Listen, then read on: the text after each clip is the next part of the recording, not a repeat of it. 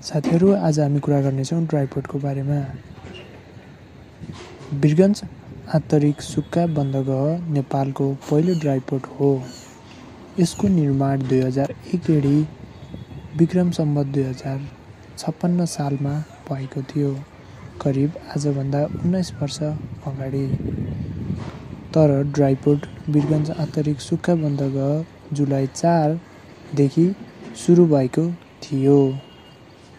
साथीहरू, हाल नेपालमा 4वटा मात्र ड्राइपोर्ट रहेका छन्। ती हुन् Birgunj dry port, Bhairahawa dry port, Biratnagar dry port, Nepalgunj dry port. आउने भविष्यमा नेपालमा 5वटा ड्राइपोर्ट सुक्खा बन्दरगाह हुनेछन्। ती हुनेछन् काठमाडौँमा, काकरभिट्टामा, तातोपानी, रसुवा र दोदेदारमा। साथीहरू, आज हामी कुरा गर्नेछौँ चोभार स्थित बन्दै गरेको ड्राइपोर्टको बारेमा। साथीहरू, काठमाडौँको चोभार स्थित बन्दै गरेको सुक्खा बन्दरगाहको क्षमता भने 600 कन्टेनर र पार्किङ फेसिलिटीमा 350 ट्रक राखिने क्षमता हुनेछ।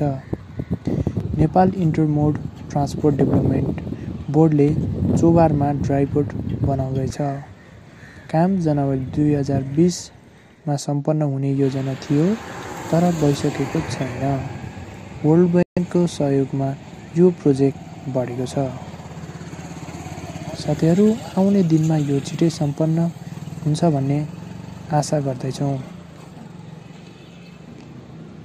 साथीहरू, ड्राइपोर्ट सम्पन्न भएसँगै मालवाहक ट्रकहरू डाइरेक्ट यहाँ आएर कस्टम क्लियरेन्स गर्न सक्छन्